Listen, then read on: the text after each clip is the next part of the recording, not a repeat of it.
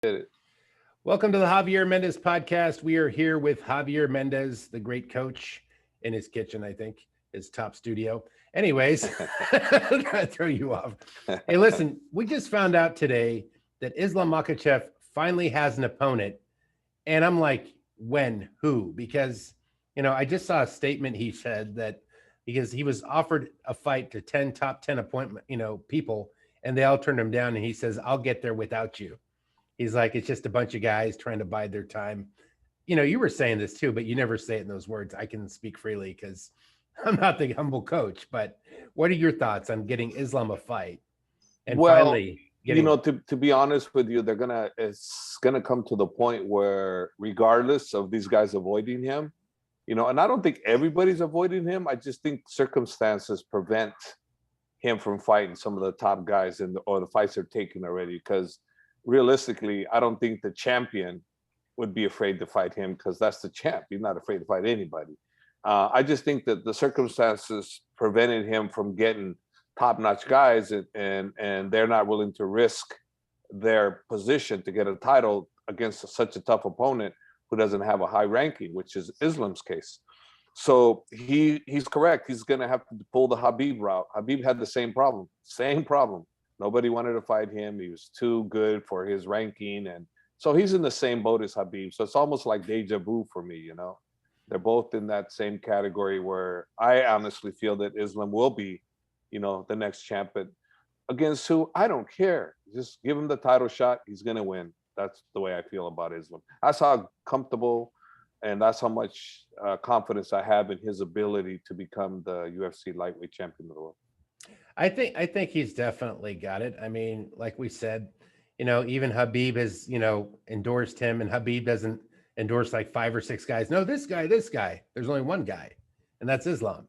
And you've seen them train together, and that tells you, okay, he's at that level. He can hang. Well, that's my advantage over everybody else. Anybody that's within Habib's weight, he's never lost a round to. Nobody. The only person who's ever lost any rounds is Islam, and I tell people, before I let everybody know that it was Islam who he would lose a round to, here and there. I said he never lost a sparring session, which meant the whole time you've got 3 rounds, he never loses a sparring session. He either submits you or something happens, right? Right. But he's lost rounds, and the person he's lost rounds to is Islam. So realistically, how easy is it for me to peg him the next champ? And there's nobody else. There's nobody else. No. Outside of him getting caught with a good shot, which anybody can get caught, they're not going to outpoint Islam, and they're not going to outgrapple Islam. So it could happen that he could get beat. Obviously, anybody can. One good shot, boom, and it goes the lights out, But if that does not happen on a points situation, round situation, no one's beating Islam Makhachev. No one. No, except the person that retired. He's retired. That's so true. I think Islam is going to be really exciting, and it's going to be great for people to watch him grow. And they're going to tune in, even though it's not the highest of high opponents. But Thiago Moises, he's pretty good. He's another gritty challenger like Islam's last challenge. He's like another guy like himself in the division, I'd say. And what really sucks is I don't know who he is. I just found out today. I read it, so I have to look up who Thiago is and get familiar with what his style is. So we'll know the easiest route to beat him by what I see. And in all honesty, Islam's so good, and Team Khabib has it dialed in. They already did their research, and I'm sure they already know, and they're just going to want my input, and my input will probably be exactly like theirs. Probably, a combination of father's plan with everything else they got going on over there. And that's probably what it's going to be, But this guy, obviously, he's smart for taking the fight, because what has he got to lose? What has he got to gain? Got to gain a lot. What has he got to lose? Well, you're already behind. I looked, he's not even the top 15, right?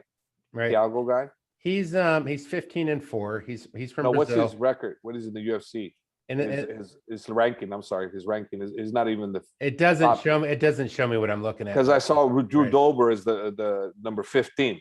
So this guy's not even in the 15th position. So he's in the situation. What has he got to lose? So it's a good fight for him. For Islam, outside of just another fight, it's not it's not the ideal situation, but Islam's a fighter. If this is all they got, let's Bring fight. it. Yeah, bring it. Like I said, Habib had to do the same thing. There was a point there when Habib was, being, thrown around here, thrown around there. There was a situation where he was the contract was used to lure Conor into a fight and basically booted Habib out, made it look like Habib was fighting for the title and he wasn't.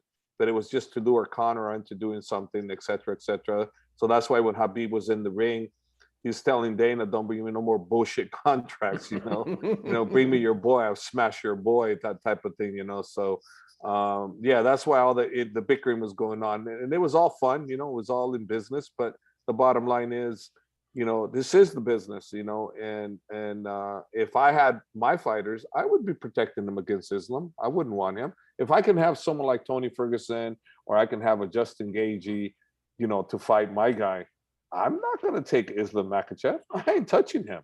Right. What's the benefit for my guy to get a title shot? Now, if you tell me, hey, look, listen, Dana says, hey, if you guys beat Islam Makhachev, you get the next title fight. You know how many people line up to sign up to fight him? Everybody's going to want to fight him. Everybody. But right. You don't get a benefit. So why would you want to fight him? That's true. The bigger the boost. I mean, that's what it is.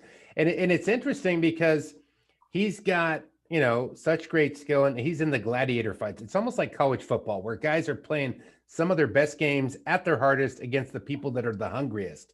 And then they get into the pro league where the big money is. So it's not exactly that because he already is a pro, but just by comparisons, below top 10, it's still to show him, I got to show you what I got.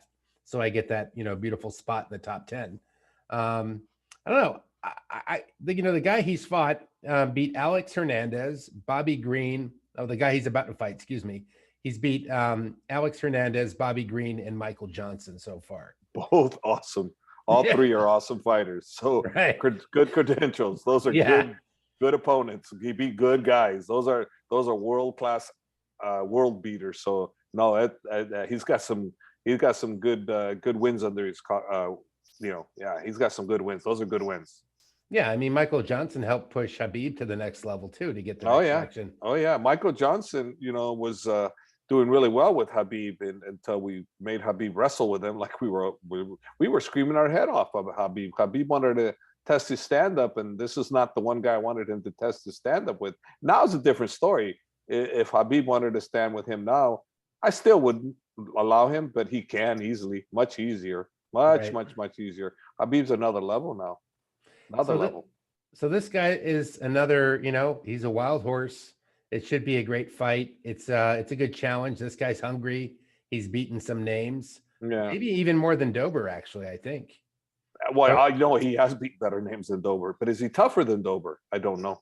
Yeah, he's been beaten by one of the guys on the cards this weekend. Beneil Dariush has beat him before. Beneil Dariush, and what about the number 10th rank, the announcer? What's his name? Paul Felder. Paul Felder. Did Paul Felder beat him? I don't see Paul. I think Paul Felder beat him too.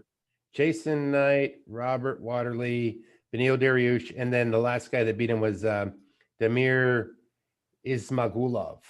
Okay, I don't know that. So Paul Felder didn't beat him then. No, but Beneil's really. You're going to see how good he is tomorrow against Tony. I mean, we'll see. Tony looks good.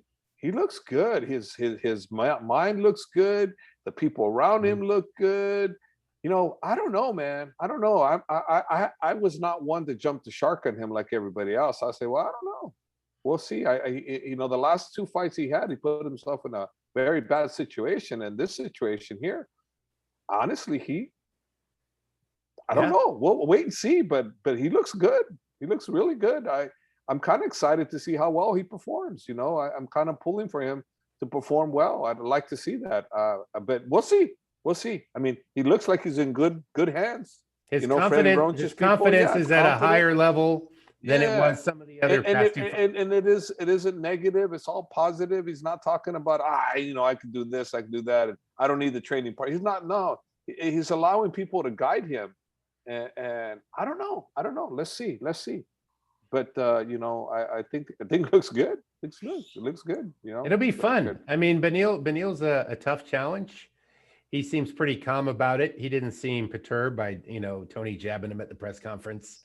But Neil's a professional, bro. He's a consummate professional. That guy, he's just a nice guy in and out. You're not gonna razzle him. You're gonna have to fight him. So to him, it's like, talk all you want, but you got to fight me.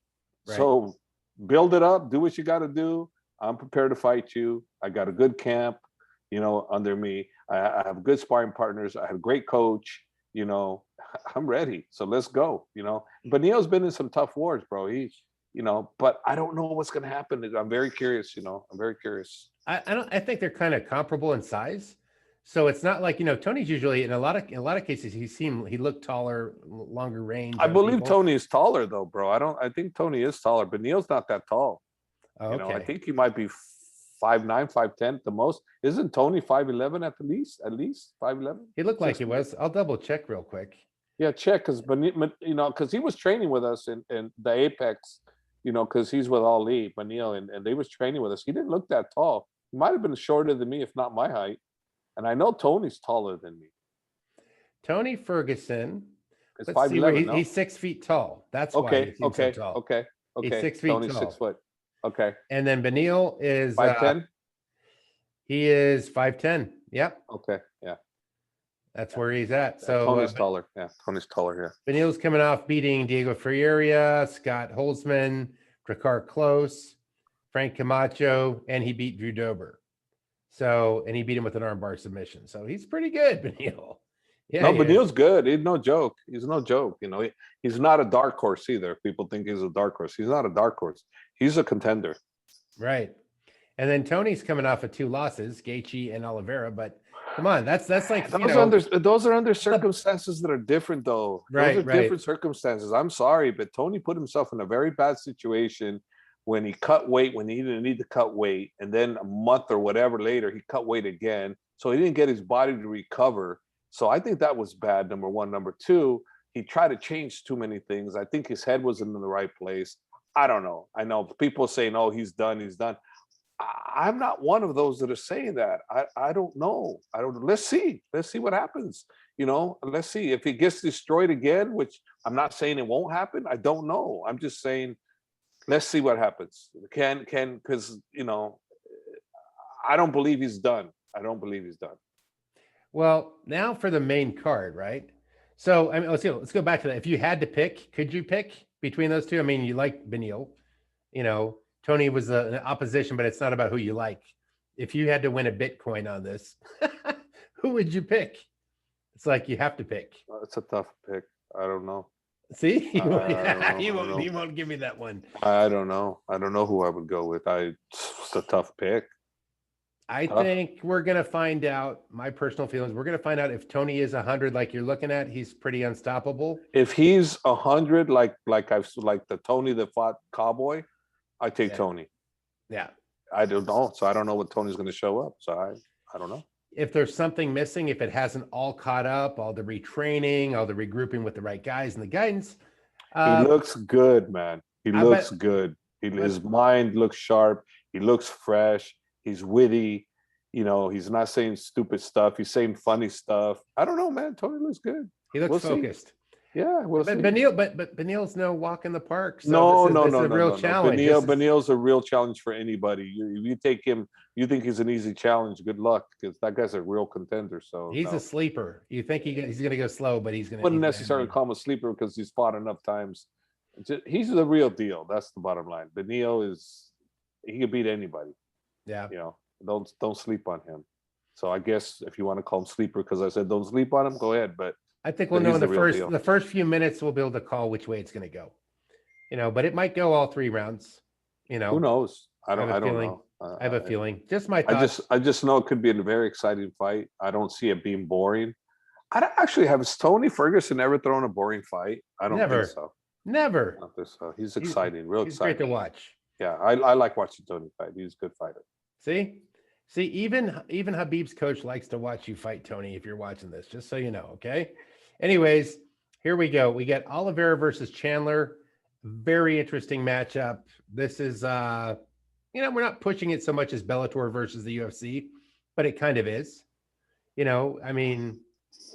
Well, To some degree it is, but in reality it's not, because Michael Right. Chandler's a UFC fighter, Yeah. and but you can say, well, here's a guy that came from Bellator and he got knocked out in Bellator by Patricky Pitbull, who's a 145 champion and a lightweight champion, and he got knocked out. Now he comes into UFC after one fight, he beats a Dan Hooker, and now he's fighting for the title. And in all honesty, he just was at the right time, the right place, bro. Because, Dustin, to me, the person that deserved to fight for the title was Dustin against any one of those guys. Well, Dustin decided he wants the big payday, which to him, it's not about the title. It's about the big payday. Right. Well, your big payday is Conor. So for Dustin, it's like, I'm going to take the big money. I'm going to take where everybody's going to pay attention to. I'm going to take that fight because that's the big fight, and Dustin's going to make the most money, the most eyeballs, so that's what makes sense. And the winner of that's going to fight for the title anyways, of the winner of Dustin and Conor is going to fight the winner of, Oliveira versus Oliveira's, and Michael. That's the bottom line. Right. That's what's going to happen. So, so I'm sure they're telling him, hey, Dustin, fight for 4 times the amount of money and then fight for the title. When you got more, you beat Conor again, or if you don't beat Conor, then Conor fights. Either way, it's a win-win. You're winning more than you would maybe just going straight for the belt. You can't go backwards and undo it and take away from that momentum and fight Conor 3, like Nate Diaz. No, because this is the thing. In all honesty, what if Conor decides, I ain't waiting. You either fight me now, or I ain't fighting. Right. And then realistically, I think the UFC could have put the belt on the line against Dustin and Conor, but it's too hokey if they did that, to be honest with you, because it's a promotion's promotion. It's not a real legit sport. A real legit sport, that ain't gonna happen. But in this case here, because Conor just got beat by Dustin, I don't think they could have put that for the title. So they did it. The UFC did it the politically correct way. But let me tell you something. If they had a good choice, they would have put that for the title. They would have put that for the title, hands down, because people are going to tune in anyways. Come on, look, the BMF title. What does that mean? Right. What does that mean? Doesn't mean anything now after Jorge just it doesn't mean nothing. Beat so convincingly. But yet it got more interest in people to watch it. The title, it got more interest. But what does it really mean? It means nothing. It means nothing. It means less now. Yeah, Dustin's on the right track. It's like, for Dustin, he's chasing the money. For Khabib, he was chasing the legacy. Yep, that's true. Because there'd be so much more money, but he's like, I've made enough. I want to live. But if I was in Dustin's shoes, I'd be chasing the money too. So I'd be doing what Dustin's doing. We all have our own choices. We all have our own thing of what we want to do. But I'd be doing what Dustin did. I'd be going after Conor. I'd be going for the big payday, the big, the big bang. I'd be doing the same thing. Khabib would take less. Do you think he'll go for the legacy thing? He's got the legacy. He's like, I got what I need. I get enough. But the interesting part is, you look at the way that fight went down between Dustin, and we're going to go back to the main event, but the fight went down between Dustin and Conor. The leg kicks. He turned his calf into a cantaloupe. Dustin kicked, Conor, who you would think would know about these leg kicks. Do you think it's going to be a different fight and he's going to make the right adjustment next time around? Well, if he doesn't make the adjustment this time around, it's one thing. But let's face it. Okay, how long have I been involved in boxing, kickboxing, Thai boxing? How long? How long have we been watching MMA? Okay, why has nobody caught on to the calf kick being so dangerous? Why haven't they caught on to it in Thailand? All the countless hundreds of years Thai boxing has been going on. No one's ever talked about it. No one's ever done it. So how I don't know. I'm just saying we've never done it. No one's ever seen it. Now it comes out and you go, whoa, look at this. And I'm sure it's not new, but it's new for all of us because and all the years I've been involved, I've never seen a calf kick be so effective like this. And we're all going to that. And then this is what's going to end up happening. Because it's being used so much, everybody's defending it, learning how to defend it, learning how to counter it, that you're going to see less and less calf kicks because they're going to be less effective. I think that's going to happen. Them. Yeah, it's happening now. It's basically the calf kick was like, we hadn't seen anything new that just had everybody shocked for a while. Kind of like Hoist Gracie's Darce in the beginning, the rear naked choke. Well, Like anything everyone's like, did. what, everything that was so new and so Yeah. strange, and then all you figure out is, oh, it's answer the phone, turn your neck, and they can't choke you, and you're like, oh. So with the calf kick, how long when you started seeing it coming, were you surprised by it, or you're like, oh, that makes sense that that's happening, and did you come up with a game plan to counter it? When I first saw it, I was like, what the hell? I go, why didn't I ever think of that? I didn't think about it. And I go, okay, my mind went real quick. How do you defend it? Okay, so there's 3, 4, 5 different ways of defending it, effectively. And so we work on them, and that's all you can do is work on them. But there's 3, 4, 5 different ways of defending it. There's completely making a miss, making him check, like Uriah Hall did against Chris Weidman. He did the perfect check. And as a result of the perfect check, there comes a perfect break, which unfortunately that was not good. I didn't want to see that one. That was bad. That was horrible. But it is what it is. You throw the first kick as hard as you can, and without really being warm, without really checking, and all of a sudden the guy did a perfect check and he goes right into it. If you watch the fight, Uriah slightly bent in and he caught it at right underneath the kneecap, where it's the hardest part of your shin bone, and then you catch that with the weaker part of the bone, which is what Weidman did. Dude, that's bad. It's the same way that that Anderson broke his leg on Weidman. He caught the same thing, and Weidman did the same thing. He turned his leg in, except this one Uriah turned his leg out and down. Because he didn't pick it up. You can't pick up your leg. He went down. He like squatting a little bit, not squatting, but it went forward, and as it went forward, that's what happened. I get it. That's pretty interesting, huh? That makes for more fun. That doesn't change anything. We keep going. I got to say, it's like, to me, the calf kick was like a hooking kick to the back that snapped around the back of the calf. Like somebody figured that out before the kick. The kick didn't look like that. They didn't. Oh, what was he saying right there? They're killing me.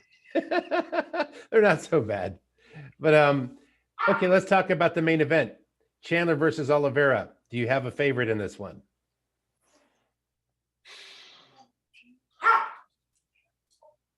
What do you think? I'm favoring Oliveira a little bit, because he's on the ground. He's the better ground guy. On the stand-up, he's more polished, in my opinion.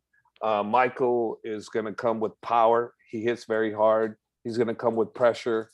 I think Oliveira's, I think Oliveira is going to win this one. I mean, and Michael can change that with one shot, but I think Oliveira's, that's who I favor. I kind of feel that way too. I do think that Chandler has a puncher's chance, but as far as like diverse movement and creativity and different ways to take someone out, one of the most creative guys we've ever seen is Tony Ferguson. And he just hit the mute button on all those crazy moves. Like, yep, they get an answer for that, get an answer for that, and for that. Where normally I'd see guys stand in front of him, and Tony's like a swinging elbow down with an upswing with a double punch and a knee. Like the combos were insane. But somehow Oliveira was able to just dance with that like it was normal and not get overwhelmed by it. So, yeah, Oliveira's smart. He's contend with, bro. He's the man. And by no means do I think Chandler's out of it. One punch, right. Or one great game plan, and he's got a great camp. Henry Hooft and those guys they're incredible coaches, and I'm sure they got the perfect game plan, and and I'm sure Oliveira's camp got the perfect game plan, and it all comes down to who can strategically put their best foot forward and advance, versus, okay, we're going to do this, but you didn't put nothing forward. The other people already started before you could start. You got run over. He's not a slow starter. Some guys are a slow starter. Oliveira's Chandler's fast. He comes right at you.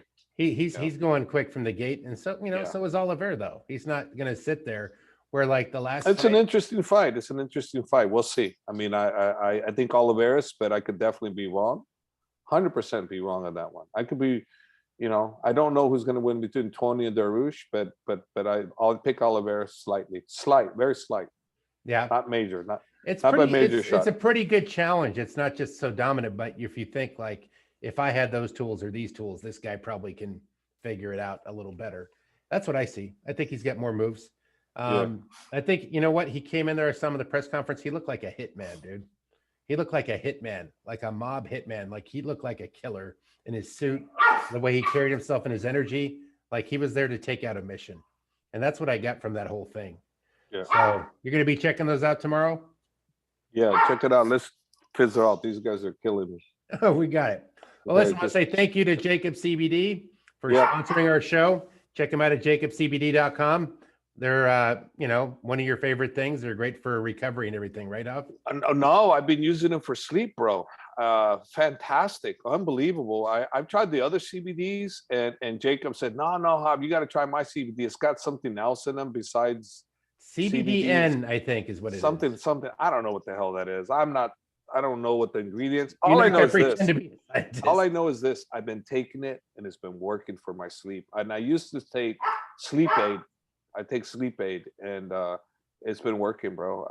I just started taking Jacob CBD, and yeah, it works. Yeah, the sleep aid's horrible. It gives you like half a hangover. Your brain's foggy halfway through the day. No, the sleep aid was working good for me. It was the CBD that I've tried in the past that did that to me.